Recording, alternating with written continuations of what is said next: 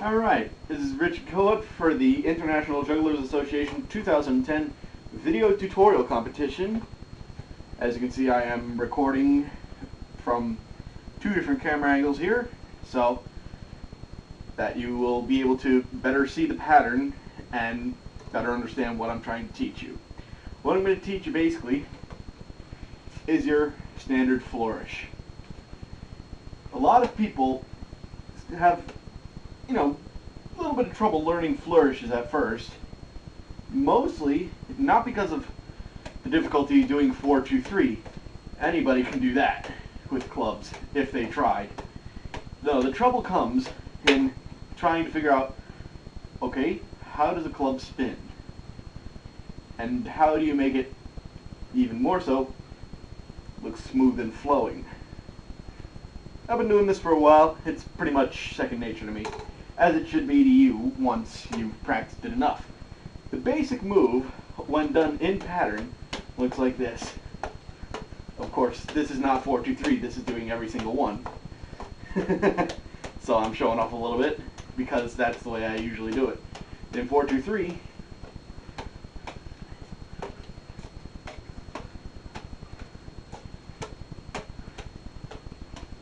there you go. Now, the basic idea of this move is, I'll show it to you nice and slow right here. You're going forwards, regripping, and going backwards in one smooth motion.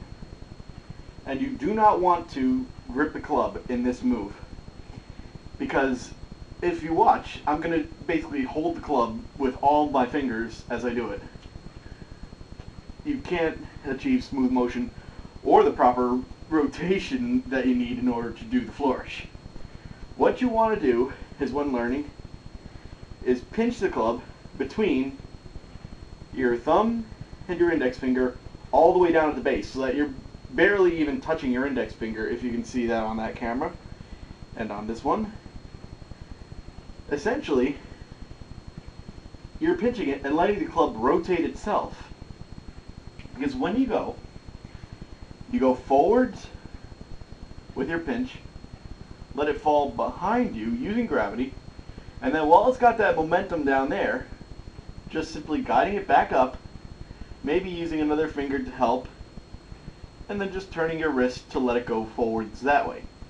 This one anyone can do, It's tough to keep that going smoothly, obviously, which is why I would recommend that you do your flourish in this manner of forward, back, forward, back, forward, back.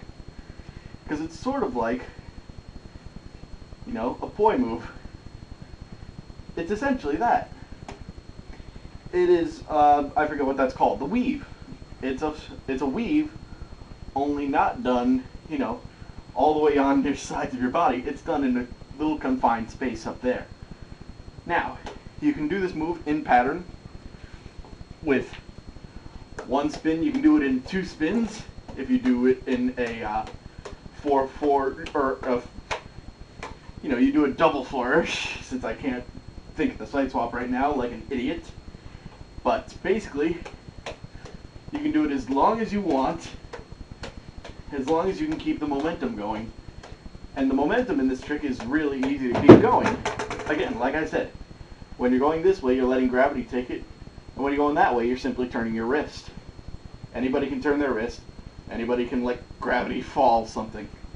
That's what we do as jugglers, is we let gravity make things fall, and then we catch them. So, again, your basic flourish, nice and slow, is you open up your base three fingers, let your index finger barely wrap around, if at all, pinch the club, let it fall back, let the head fall back, that is, until it's basically in the position you would use when doing the drop trick, like that, only you're holding it much higher up, right along the tape if you want to. Let it fall back, keep its momentum going instead of stopping it, so that it rises back up again, and then just turn your wrist the other way to reset. You can do it real quick, as many times as you want, and you can keep it going. That's the wonderful thing about this Flourish. Trust me, once you've practiced it enough, it'll be absolutely second nature. You'll do it without even realizing you're doing it. And again, the end result is to get this.